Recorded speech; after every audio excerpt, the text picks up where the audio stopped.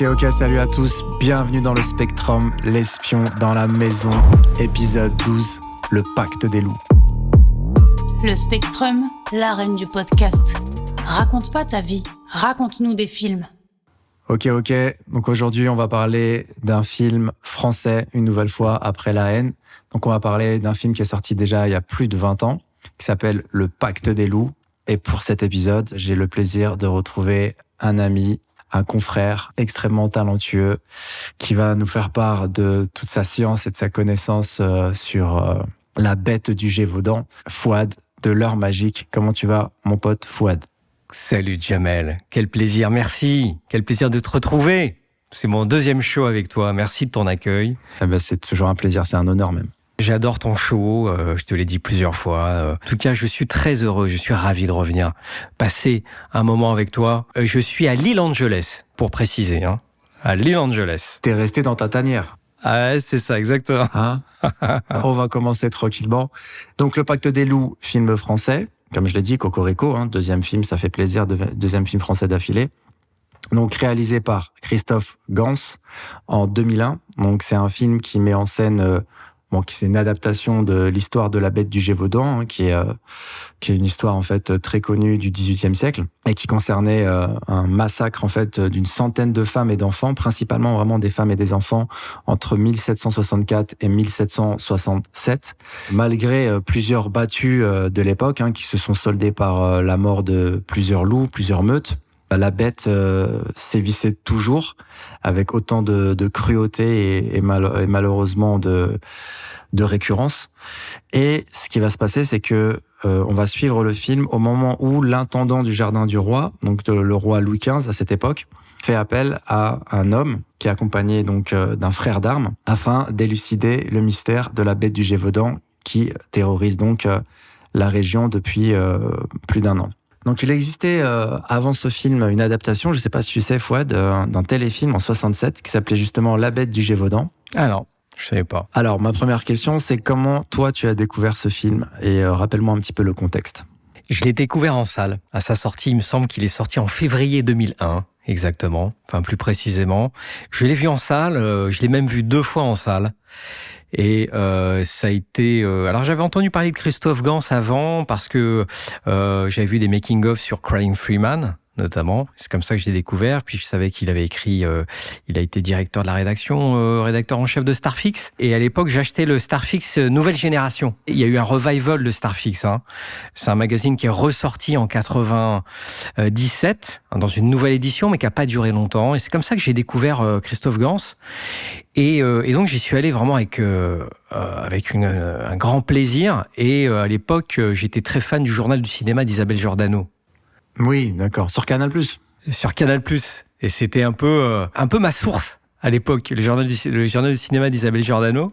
Parce qu'elle passait plein de making-of, plein d'interviews. Elle parlait des films en amont, bien avant leur sortie en salle. Et ça a été vraiment...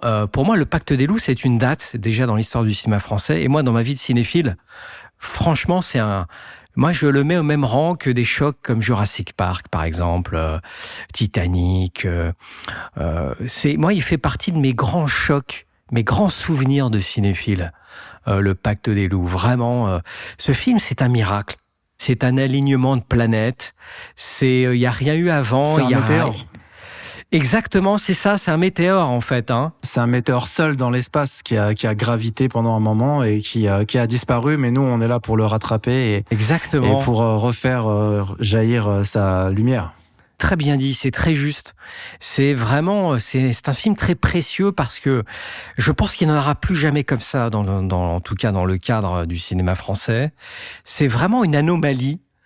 Et c'est le film d'un passionné, que ce soit le réalisateur Christophe Gans, mais aussi les scénaristes, tous les artistes qui ont œuvré aux cascades, aux effets spéciaux, le casting. Vraiment, c'est une conjonction de talent, de passion. C'est des gens passionnés qui, à un moment donné, ont eu carte blanche. Ce film, quand tu le regardes, c'est marqué « Je vais te faire kiffer ». Du début jusqu'à la fin. Et c'est ce qui rend ce film d'autant plus précieux, quoi. C'est vraiment... c'est un grand, grand souvenir. C'est un film que je chéris énormément. La petite anecdote, c'est que je travaillais à cette époque, en 2001, au Virgin de la Défense en tant que vendeur vidéo. Et j'étais donc à milieu d'imaginer qu'un jour je ferais un podcast sur ce film. Et donc j'avais autour de moi les différents DVD. Je crois qu'il y avait les premiers DVD collector d'ailleurs qui sortaient à cette époque. Les steelbooks n'existaient pas, mais on avait quand même différentes versions de DVD. Et je me souviens que le Pacte des loups, on avait fait en sorte de vraiment le mettre en avant avec une démonstration sur un home cinéma. Et je me souviens que ça avait été impressionnant, des clients s'arrêtaient pour regarder l'intro du film sous la pluie, qui est magistrale. Ouais. C'était vraiment impressionnant. Et je suis sûr, et je suis vraiment persuadé que ce film-là, il a vraiment boosté la vente de systèmes de home cinéma à cette époque. Parce qu'il avait vraiment la capacité, de par la manière dont il avait été tourné, de produire un son d'excellente qualité qui permettait vraiment une expérience et une immersion totale du spectateur. Et du coup, voilà, ça permettait vraiment si tu veux, d'ancrer et d'utiliser le potentiel en fait de ces home cinéma. C'est vraiment comme ça que j'ai découvert ce film. Et comme tu dis, c'était clairement une claque magistrale. Ne serait-ce que, comme je dis, par rapport à la scène d'intro. En France, moi, j'avais jamais vu ça de film français. C'est un western, quoi, tu vois. Et t'as vu, ils puent la classe, les mecs, hein. Ils arrivent, ils ont des manteaux de ouf, les tricornes, ils ont des manteaux qui cachent leur visage. Et t'as Manny, le mec, qui commence à faire du kung-fu. Alors, attends, tu spoil trop vite, là. Ah, pardon. Attends.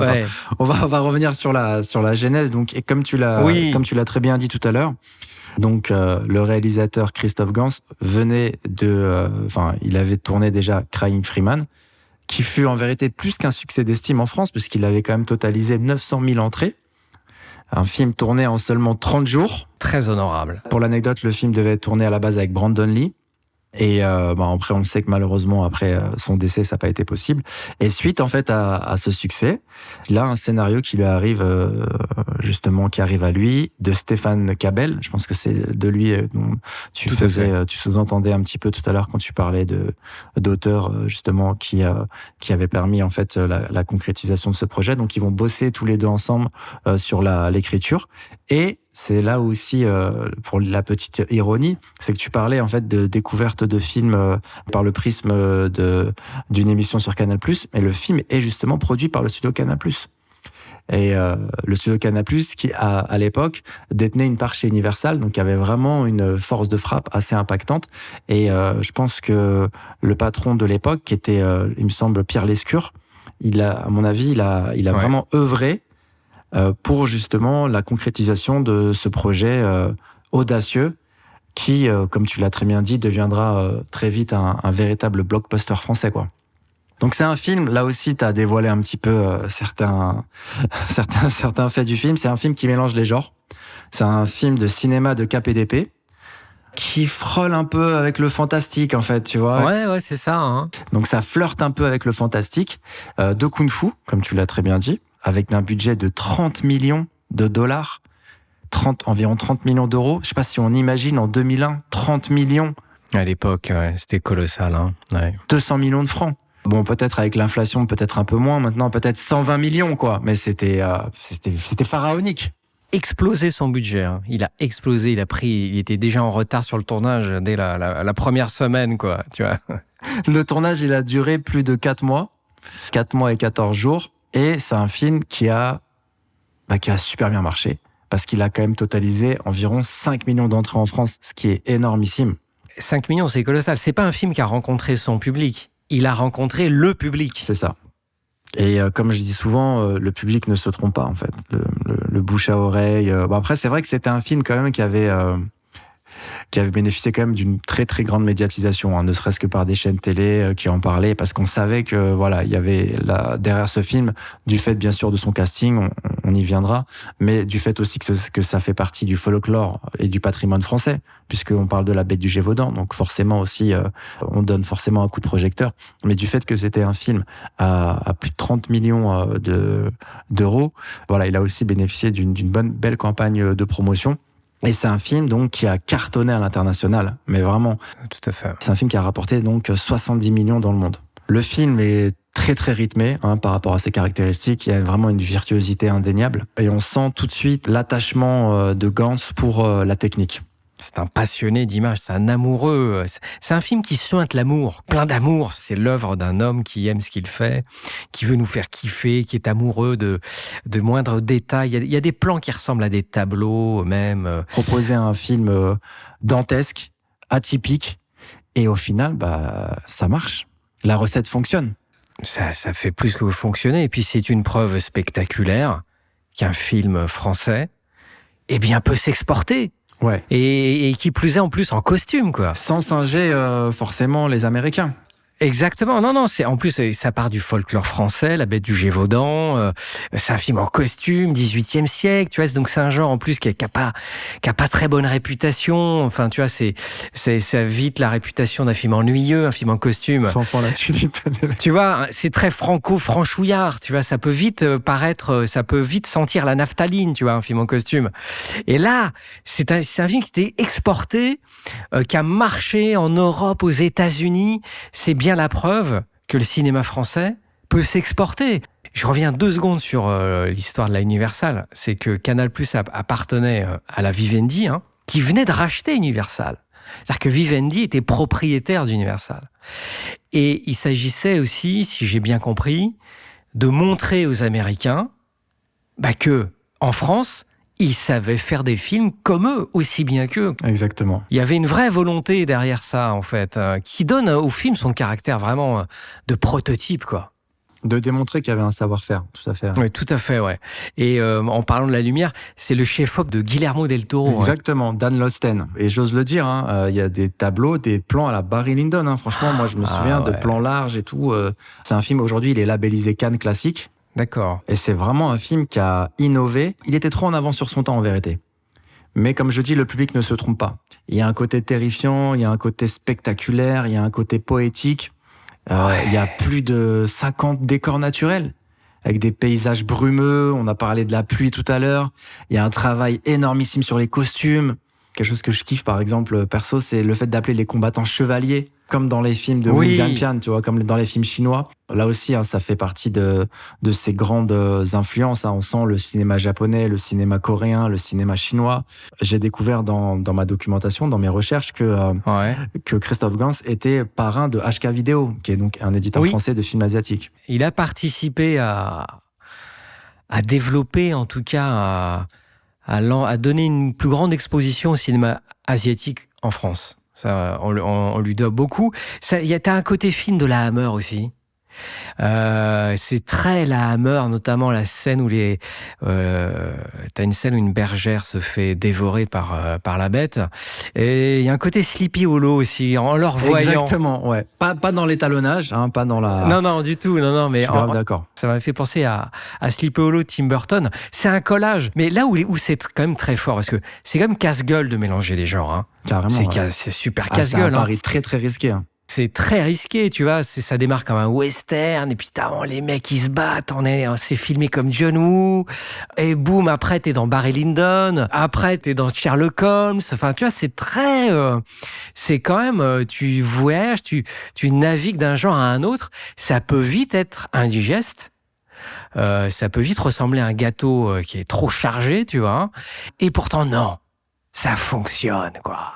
C'est vraiment c'est un équilibre extrêmement fragile qui se tient, et moi, à aucun moment, je me dis, oula, c'est trop, non, c'est trop. Non, à aucun moment, je me suis dit ça quand je l'ai vu. J'ai pris une claque. Moi, je repense vraiment à ce que j'ai ressenti quand il est sorti en salle. Une claque monumentale. Le mot qui me revient à l'esprit quand j'y pense, c'est maelstrom, quoi. C'est un maelstrom. C'est foisonnant, c'est vraiment miraculeux, quoi. On sait également que Christophe Gans est un fan avéré de Cameron. Oui, ouais. James Cameron. Et moi, je le considérais plus un peu comme le David Fincher français, toute proportion gardée. Donc voilà, c'est quand même très élogieux parce qu'il est vraiment très porté sur la technique, comme je disais tout à l'heure, avec vraiment des idées visuelles, esthétiques très ancrées, très storyboardées. On a parlé de son gros bagage culture de film asiatique. Et surtout, il a su s'entourer d'une équipe technique très, très talentueuse. On n'a pas parlé de la BO, mais elle est digne aussi des plus grands scores, signé Joseph Loduca. Pour ce type de film, c'est très très important qu'on puisse avoir une BO qui soit à la hauteur. Dans son équipe, il a aussi, parce qu'on a parlé de Kung Fu, il y a des scènes de combat, franchement, elles sont grandioses. Il a fait appel à un chorégraphe d'arts martiaux qui s'appelle Philippe Kwok, qui a collaboré sur plusieurs classiques de la Shaw Brothers. Shaw Brothers, c'est la base, notamment sur les histoires de fantômes chinois aussi, avec l'utilisation de câblage dans les combats. Très familier avec cette technique, et c'était pas le cas en France, pas du tout. Personne n'utilisait en fait ces systèmes-là. C'est pour ça que je dis qu'il était vraiment en avance sur son temps. Il y a aussi un usage du bullet time, ou en tout cas, tu vois, quelque chose qui s'apparente un petit peu à ça. Donc voilà, on sent vraiment un hommage et un amour pour les films de KPDP chinois, comme je disais encore tout à l'heure, et même de jeux vidéo. Moi, je suis un grand fan de jeux vidéo. Aujourd'hui, on appelle ça du rétro gaming, mais des jeux vidéo comme Samurai Shodown, comme Soul Calibur sur PlayStation, de mangas, avec toujours l'utilisation aussi d'une caméra très dynamique, très nerveuse. On parlait également donc du directeur photo. Tu sais que le film est sorti là récemment en 4K, et j'ai découvert, mais franchement, c'est vraiment sublime, quoi. Et il paraît qu'il a retouché la bête. Tout à fait, ouais. Elle a été retouchée, elle a été réétalonnée en fait différemment. Réétalonnée, d'accord. Ça, je dirais que c'est le seul truc qui a un peu vieilli. Oui, ça, on va en parler des réserves, hein, parce qu'on en a forcément, c'est normal. On est très très élogieux sur ce film. Après, on reste quand même aussi objectif sur certains points. Donc là, on a vu ensemble une grande partie, en tout cas, de l'équipe technique. Hein. On parlait donc forcément du réal, du chorégraphe, du chef-op, directeur de la photo, l'homme qui est derrière la bande originale. Et on va aussi forcément maintenant évoquer la distribution artistique, parce que la distribution artistique aussi, elle est vraiment, vraiment au niveau. Tu disais d'un film franco-français, c'est vrai que quand on met en scène Samuel Le Bihan, c'est pas Tom Cruise ou Brad Pitt. Il fait vraiment très français. Grégoire de Fronsac, et Grégoire de Fronsac. Ah ouais. Comment toi tu vois son interprétation à notre ami Le Bihan? Elle est très imprégnée d'intégrité, d'honnêteté. Ok. Moi, j'aime bien parce qu'il y joue. Il joue très premier degré, quoi. Ça rejoint le côté chevalier.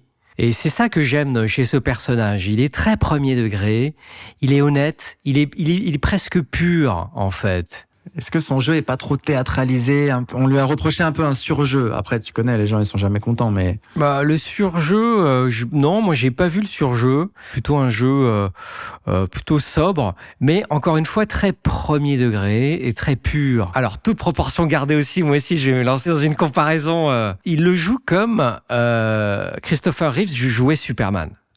D'une certaine manière, c'est-à-dire très premier degré, très pur. Et moi, je trouve que voilà, ça lui va bien, ça va bien au personnage, surtout dans un film aussi sombre, aussi ténébreux.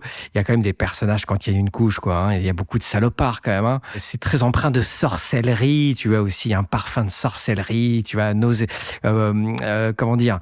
Il y a une ambiance vénéneuse aussi. Il y a quand même des tableaux gore aussi. Hein. Mais ce qui est assez fascinant, c'est qu'il rend le gore très beau. Mais pour revenir à Samuel Le Bihan, voilà, moi j'aime son côté premier degré et pur. Il y a une vraie bromance dans le film, on va l'évoquer également. Mais comme tu dis, moi je trouve on sent vraiment une authenticité, une sincérité dans son jeu, ouais, c'est ça, une envie de bien faire. Il est vraiment propulsé dans cet univers et moi je le trouve très crédible. Certaines personnes, comme je disais, parlaient un petit peu de surjeu, mais moi je trouve que ça justement ça équilibre et ça permet de contraster avec justement son frère d'armes. Interprété par Mark Dacascos, donc qui était le Freeman, dans Crying Freeman du coup, qui là joue le personnage de Manny, qui est un guerrier amérindien iroquois. Alors lui, c'est le personnage que je pense que tout le monde kiffe, hein.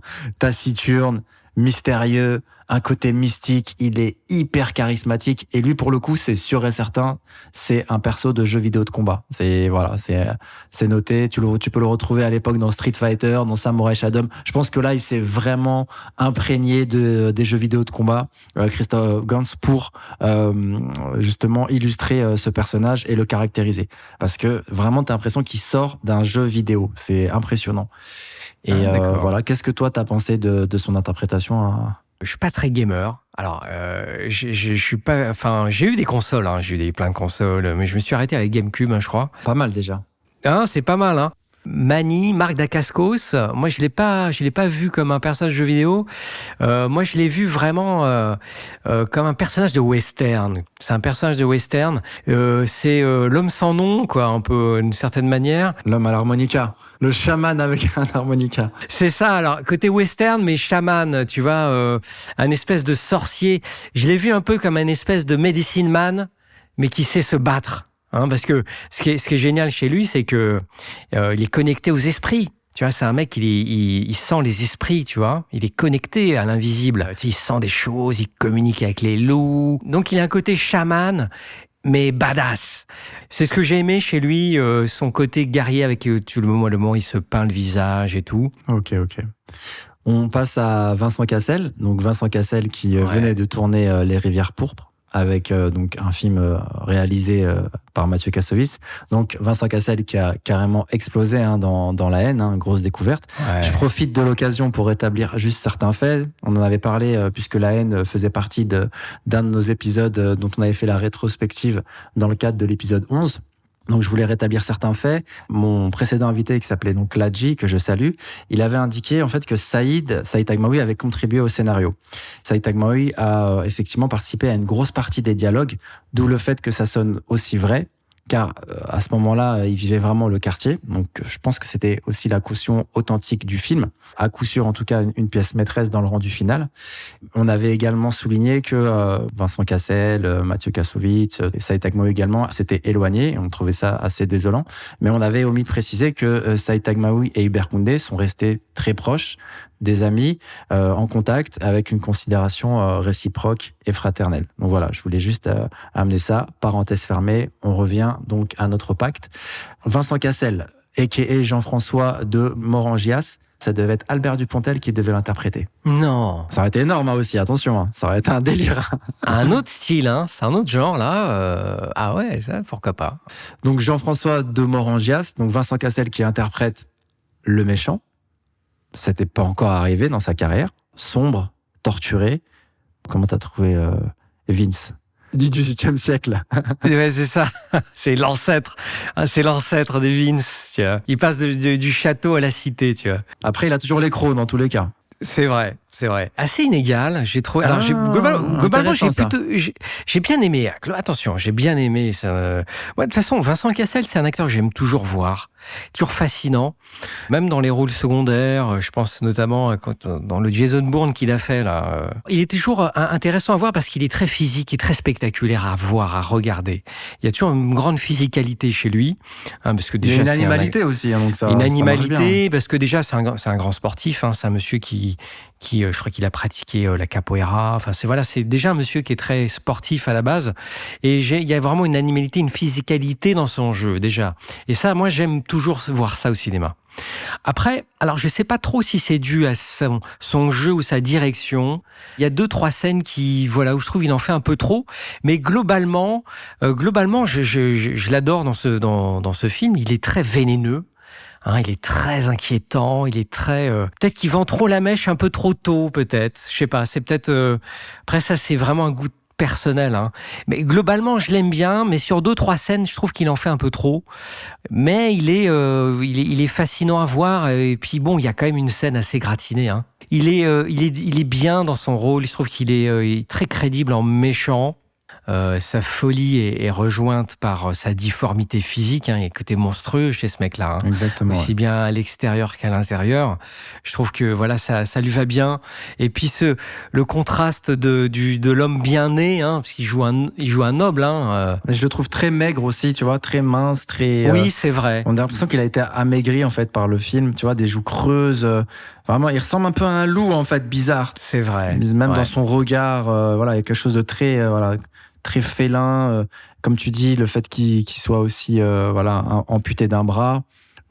Ça aussi, ça c'est un grand standard des films chinois, des films de Wu Xianpian. Encore une fois, il y a une trilogie légendaire qui est très connue. Et là aussi, je pense qu'il a puisé son inspiration, Christophe Gans, dessus par rapport à cette référence. Christophe Gans, à mon avis, il est tellement omnibulé par la technique, par le côté esthétique, peut-être qu'il laisse un petit peu en roue libre les comédiens, qui fait qu'il peut y avoir une direction d'acteur au final qui peut être inégale. Après, c'est mon impression par rapport à ce que tu viens de dire. C'est que son deuxième film. On sent vraiment qu'il a cette envie d'avoir une image nickel, la meilleure prise et tout. Et peut-être que c'est malheureusement, on va dire à contrario de la direction d'acteur, ce qui fait que quelquefois, voilà, les comédiens, peut-être que voilà. Après, ça leur donne de la liberté, ça leur donne de la souplesse. Il y a certains comédiens, en fonction de leur jeu, la manière dont ils appréhendent la caméra, pour eux, c'est bien mieux comme ça. D'autres, ils préfèrent être cadrés. Quand on en est qu'à son deuxième film, hein, j'imagine, deuxième film, c'est encore le début, c'est un début de carrière. Je sais pas, on n'est peut-être pas assez à l'aise encore avec les comédiens, peut-être tendance à un peu trop se reposer sur eux, je sais pas. Après, il y a un côté, c'est vrai que il y a un côté aussi manga, peut-être pas manga, mais un côté caricatural entre guillemets, c'est-à-dire que c'est un personnage cartoon, voilà, c'est ça que je sais pas comment dire, mais voilà, il y a pas de subtilité, c'est le méchant. D'ailleurs, tu le vois très stéréotypé, ouais. Voilà, stéréotypé, c'est le mot que je cherchais. Déjà, tu le vois, il est maquillé, il a un maquillage blafard, il a du noir autour des yeux. Déjà, tu vois sa gueule, bah tu sais que lui, il est pas net, quoi. Même la manière dont il est filmé, des fois, il y a des gros plans et tout sur son visage. C'est assez... Avec un regard très ténébreux pour bien appuyer le fait que c'est lui le méchant. Voilà, il y a ce côté-là, mais c'est peut-être... Ça m'étonnerait pas que ce soit voulu par Christophe Gans. Voilà. Il y a une intention derrière. Il y a une intention derrière à caractériser très immédiatement comme ça les personnages. Mais je trouve qu'il a des super costumes. Il a des super sapes, tout en velours, en étoffe et tout. Et puis encore une fois, ce contraste d'homme bien né de la haute, mais qui est pourri de l'intérieur. C'est ça que j'aime chez ce personnage, qui est assez fascinant. Donc globalement, je l'aime bien, Vincent Cassel dedans. Il est très bien, même si voilà 2-3 scènes près, globalement il est très plaisant à regarder. À cette époque-là, quand on parle de Vincent Cassel, il y a Monica Bellucci qui va avec. Oui. Déjà leur deuxième collaboration après. Ils avaient fait Doberman après ensemble. Doberman, ouais. Sylvia, donc sublime, envoûtante. Elle est empreinte d'érotisme, mais pas que, parce qu'on apprend après sa véritable fonction. Qu'as-tu pensé de Monica Bellucci ? Moi, j'ai trouvé que quelquefois, c'était un peu, on parlait de stéréotypes, je trouvais que des fois, c'était un peu cliché. Là, je trouve que c'était un peu daté, surtout au début, sa manière de s'exprimer, de cette dame qui navigue comme ça dans un environnement, un paradigme de libertinage. Après, c'est aussi son accent, je pense qu'elle joue aussi avec, tu vois, les gestes sont très lents. J'ai trouvé ça un peu cliché, peut-être avec les yeux d'aujourd'hui. Mais il y a quand même la belle surprise de se rendre compte qu'au final, elle n'était pas que ancrée là-dedans. Un autre rôle un peu plus intéressant, un peu plus profond, avec un peu plus d'épaisseur. Après, moi, je t'avoue que j'ai pas bien compris son jeu. Sa fonction dans le film. Son personnage, ouais, je t'avoue. J'ai pas tout compris. Je t'avoue que, alors, j'ai peut-être raté un truc, mais bon, elle est là, on la découvre. D'ailleurs, sa scène d'intro est superbe. On rentre dans un bordel. Cette scène est magnifique. D'ailleurs, c'est la scène préférée de Christophe Gans. Ces prostituées avec cette musique de Joseph Loduca, tout en ritournelle comme ça. Cette scène est superbe. Et elle paraît avoir des pouvoirs surnaturels. Donc, ce qui lui donne un côté un peu sorcière, tu vois, assez fascinant. Et puis, sur la fin, elle a un rôle politique. On a l'impression qu'elle a un rôle politique. Donc, je t'avoue que, c'est un personnage qui est assez troublant. Énigmatique. J'ai l'impression que c'est un peu on la sort quand on a besoin d'expliquer un truc dans l'histoire. Après, voilà. Heureusement qu'il est joué par Monica Bellucci. Du coup, ça lui donne une épaisseur immédiatement. Jérémy Régnier, qui est la voix off. Thomas Dapché. Oui, le film est compté selon son regard. C'est ça l'idée ? Oui, c'est ça, ouais. Voilà, je trouve que lui aussi, il passe super bien. Lui, il a la tête de l'emploi. C'est clair que même tu le vois dans la rue acheter une baguette, tu dis, mais lui, c'est un mec du 18e siècle, lui. Même s'il est en survêt Adidas ou s'il est en costard Louis Vuitton. C'est vrai que Jérémy Régnier, il est plus que crédible dans ce registre. C'est un acteur que j'aime beaucoup, qui est fascinant. C'est que surtout, le film s'ouvre sur Jacques Perrin. Ouais. Jacques Perrin, quoi. On va parler aussi des autres acteurs. C'est-à-dire qu'il y a toutes évoquer, les générations d'acteurs. Bien sûr. Il y a Jacques Perrin, il y a Jean-Yann, il y a Bernard Farcy, il y a Bernard Fresson. Toute une génération d'acteurs qu'on n'a pas l'habitude de voir dans ce type de film. Et qui, là, immédiatement, te donne du poids au film. Quand tu as un film qui s'ouvre sur Jacques Perrin, putain, t'achètes direct, quoi. Jacques Perrin, c'est le type d'acteur qui va te donner de la crédibilité à tout, quoi. Ouais, c'est clair. Et avec sa voix, son charisme naturel, c'est dès qu'il ouvre le film, voilà. Et il était une fois, je vais vous raconter l'histoire de la bête. T'es dans le film, mon pote. Tout de suite, oui, c'est vrai, ce qu'il dit, c'est vrai. Tu vois, c'est parce que c'est Jacques Perrin. T'es quoi. propulsé directement dans Et l'époque. ouais. Moi, Jacques Perrin, il me dit, Fouad, il faut que tu te jettes de la Tour Eiffel parce que c'est important, tu comprends. Je vais le croire, je vais le faire. C'est le genre d'acteur, tu vois, un peu comme André Dussolier, tu vois, c'est des acteurs qui te font tout, ils te font croire à tous les univers. Un magnétisme. En fait. Ouais, incroyable. Il y a Jean-François Stévenin aussi qui est pas mal du tout. Hein. Et oui, j'avais oublié Jean-François Stévenin. Incroyable, magnifique cet acteur-là. Je l'ai vu récemment dans les Illusions perdues. Il est aussi, je crois que c'était son dernier rôle. Il est incroyable. Il joue ce prêtre-là défroqué là, c'est ça qui est fascinant dans le Pacte des loups, c'est que ce casting, en fait, tu te dis, s'il y a ces acteurs-là, c'est un film sérieux. Tu vois ce que je veux dire ?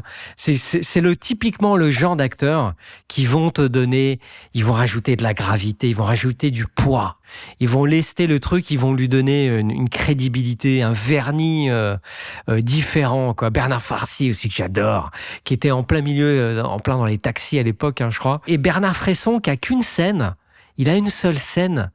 Mais quelle scène, quoi, tout de suite. C'est ça que j'aime dans le Pacte des loups, c'est le mélange. À la fois, on parlait des genres, hein, le mélange des genres, bien évidemment, mais c'est le mélange le mélange des générations dans le casting. Très, très, très éclectique à fond. Et Émilie Dequesne aussi, quand même. Émilie, Marianne de Morangias. Ouais. Comment tu l'as trouvée ? Je trouve qu'elle fait le job. Après, je la trouve quelque peu effacée, mais ça fait partie aussi du personnage, je pense. Hein. C'est ça, encore une fois, on parlait de l'aspect caricatural, stéréotypique, c'est la Blanche Colombe. C'est la Blanche Colombe, Émilie Dequesne. Elle sortait des Frères Dardenne, je crois, à l'époque. Rosetta, je crois, elle avait fait un film qui s'appelle Rosetta, c'est vraiment le film qui l'a révélé. C'est la Blanche Colombe, elle est dans son rôle, elle est très bien. Moi, je la trouve très bien. Après, je trouve que c'est comment dire, l'alchimie, je trouve que, alors l'alchimie est pas terrible, je trouve, avec Samuel Le Bihan. J'ai du mal à croire à leur couple. Je sais pas pourquoi, c'est un truc purement, tu sais, c'est purement sensoriel. Ouais, c'est ça, hein, c'est purement sensoriel. Les couples, de toute façon, les couples au cinéma, c'est compliqué, c'est comment dire, c'est difficile à décréter. Ouais. C'est vraiment, il faut qu'il y ait l'alchimie, entre l'actrice et l'acteur. Point final.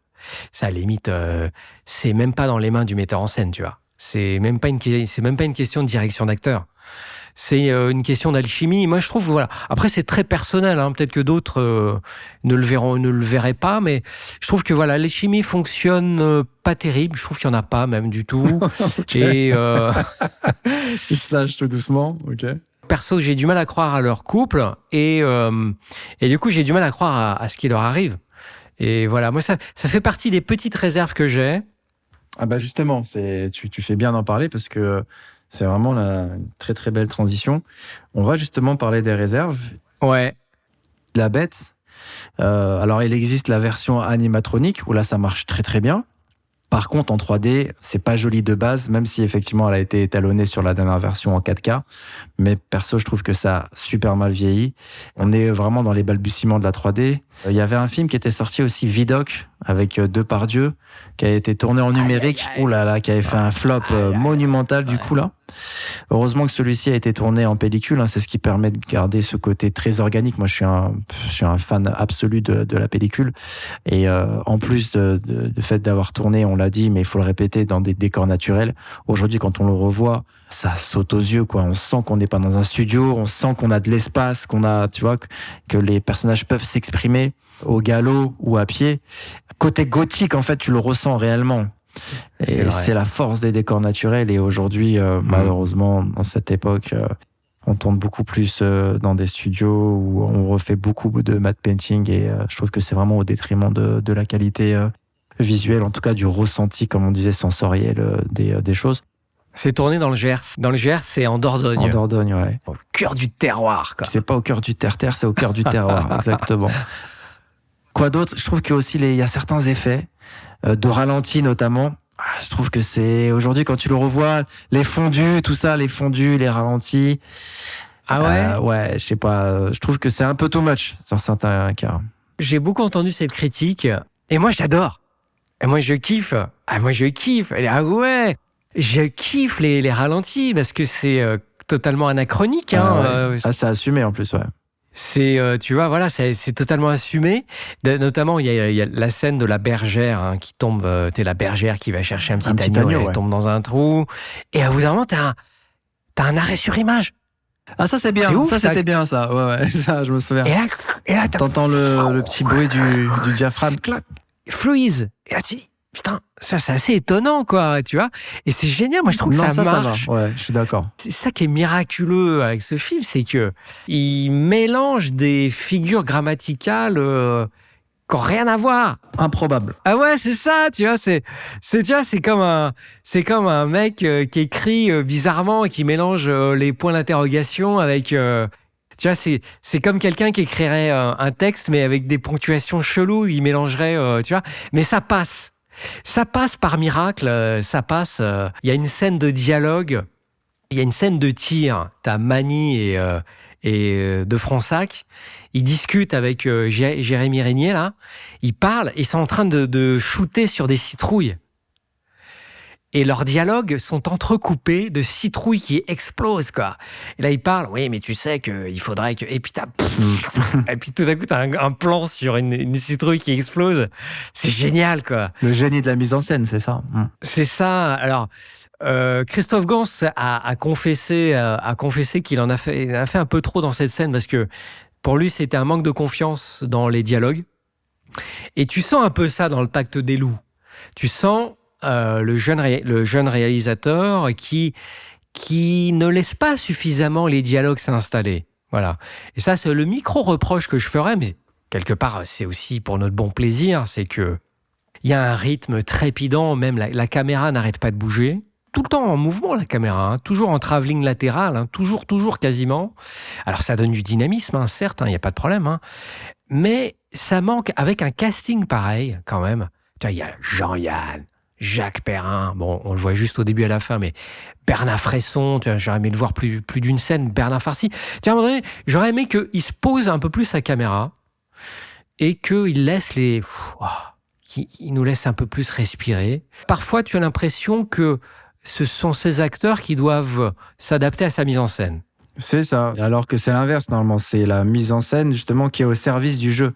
Exactement. Et c'est ce que je disais tout à l'heure, c'est que on ressent que son obsession pour la technique, contre-coup de ça, c'est que c'est beaucoup, en tout cas c'est au détriment du jeu des acteurs et de leur manière d'exprimer leur émotion et le fait de verbaliser les choses aussi. Alors voilà, c'est l'intention, moi je respecte, et puis voilà, c'est kiffant, quoi.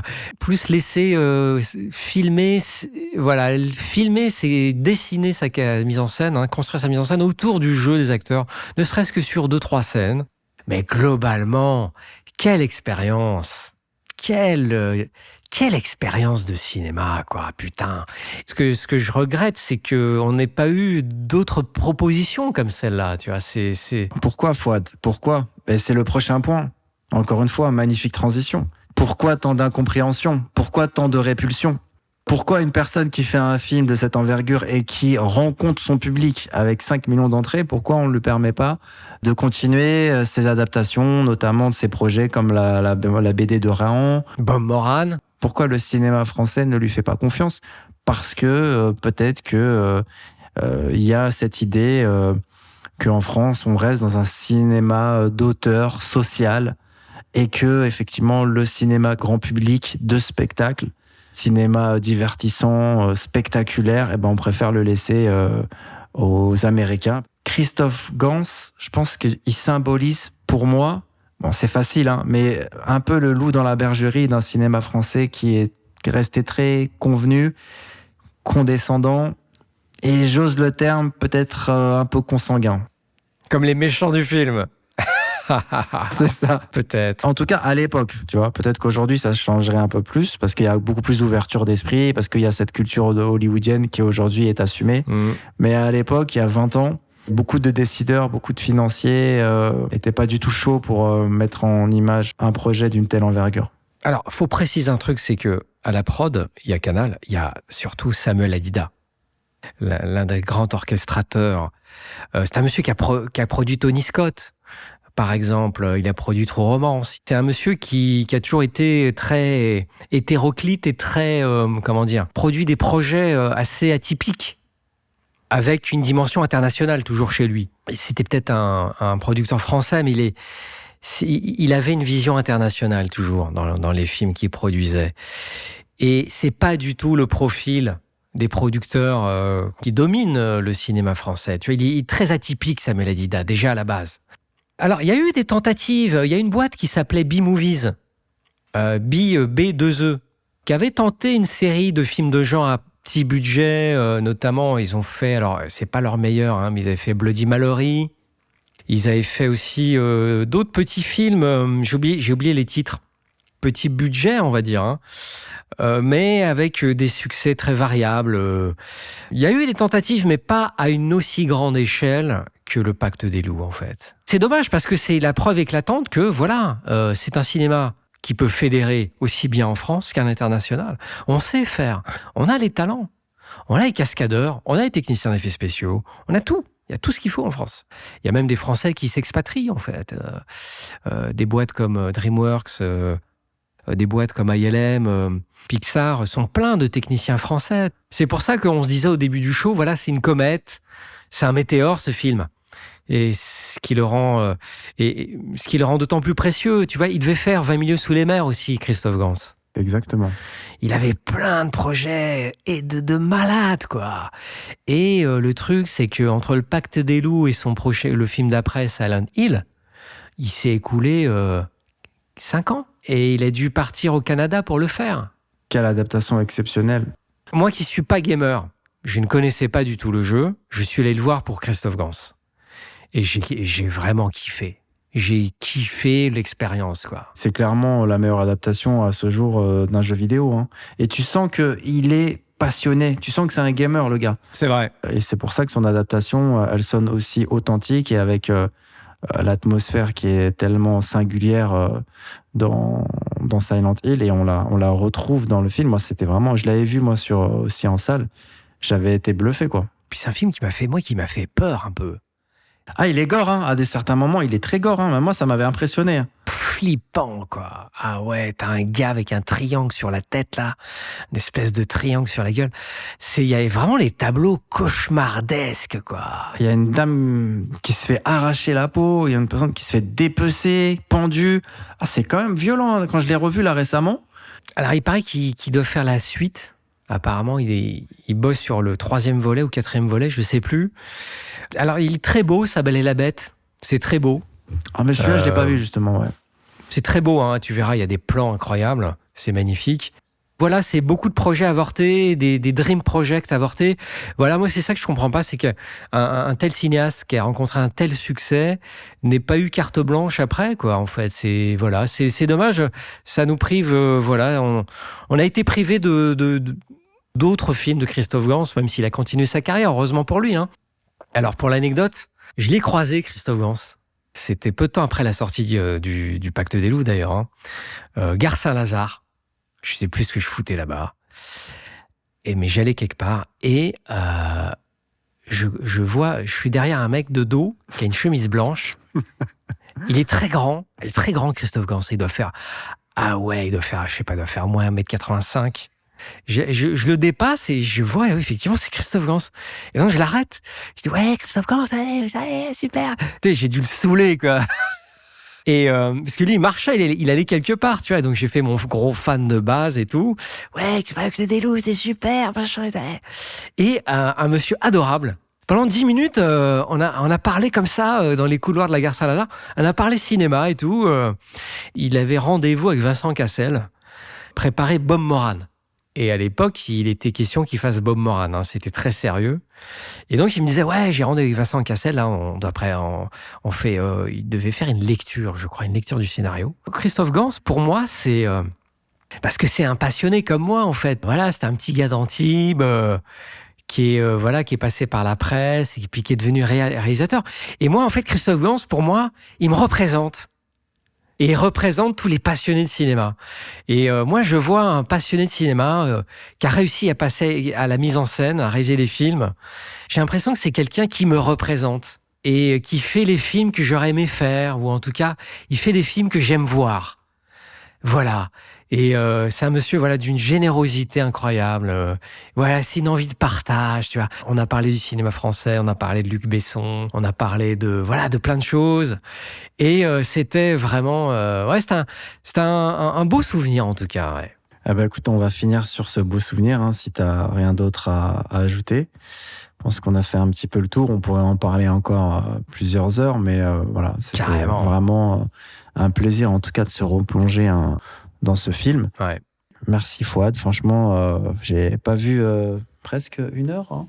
Déjà. Ça fait très plaisir en tout cas de finir sur cette belle rencontre, cette belle anecdote que tu m'avais teasé un petit peu en off, mais voilà, je suis pas déçu, franchement pas mal. Merci à toi. Merci à toi, Jamel, de m'avoir donné l'occasion de parler de ce film qui est un film vraiment précieux. C'est la Joconde, quoi. Encore une autre comparaison risquée. C'est un prototype, et il n'y en aura plus jamais des comme ça. C'est un film qui est plein de maladresse, mais qui sent la générosité et l'amour. Voilà. C'est un film plein d'amour, et ça le rend ô combien précieux. Il faut chérir ce film. Merci, mon Jamel, encore une fois. Si vous avez en tout cas apprécié comme nous le podcast, n'hésitez pas à nous envoyer des messages ou à faire partager le podcast. Très important. Pardon, Jamel. Oui. Excuse-moi, j'ai une petite annonce. Ok. Je recherche des vieux numéros de Starfix. C'est le Spectrum Le Bon Coin. On ne l'avait jamais faite encore celle-là. Excuse-moi, ouais, j'en profite, on sait jamais, tu vois. Je recherche des vieux numéros de Starfix. Les anciens, pas ceux de 97, 98, mais vraiment les anciens de la belle époque des années 80. Donc j'essaye d'en réunir le plus possible. C'est un magazine que j'ai raté parce que j'étais trop petit et que j'ai découvert sur le tard et voilà. Bon, si parmi vous, les auditeurs, les auditrices, vous connaissez des gens qui ont des vieux numéros de Starfix, contactez-moi. Via l'or magique, si vous voulez vous en débarrasser ou si vous connaissez quelqu'un qui veut les revendre, je suis prêt à entrer en négo. Donc voilà. Ou un micro-ondes. Un micro-ondes sur l'île, si vous avez. À l'île Angeles. Un aspirateur, ça peut toujours servir. À l'île Angeles, voilà, là où il fait toujours beau, où le soleil est éclatant. Le show est disponible sur l'ensemble des plateformes audio d'écoute. N'hésitez pas à nous laisser des messages. Vraiment, ça nous encourage. C'est un grand soutien et ça permet vraiment de faire référencer le podcast afin de permettre à ce que d'autres auditeurs et auditrices potentielles puissent aussi l'écouter et on l'espère aussi l'apprécier autant que nous apprécions en fait vous le proposer. Voilà, on vous dit à très bientôt. On vous laisse avec le meilleur jingle de fin. Ah oui! Ah, c'est génial! C'est le meilleur générique de tous les génériques. Il est temps de faire tomber 6000 balles. On y va! Salut. Salut Jamel, salut les amis. Arrête de jouer, tomber 6000 balles. Prends-moi, tu as payé mon copain. Qui que tu sois, on arrête de jouer, tu me fais tomber 6000 balles. Et crois-moi, tu vas me payer mon copain.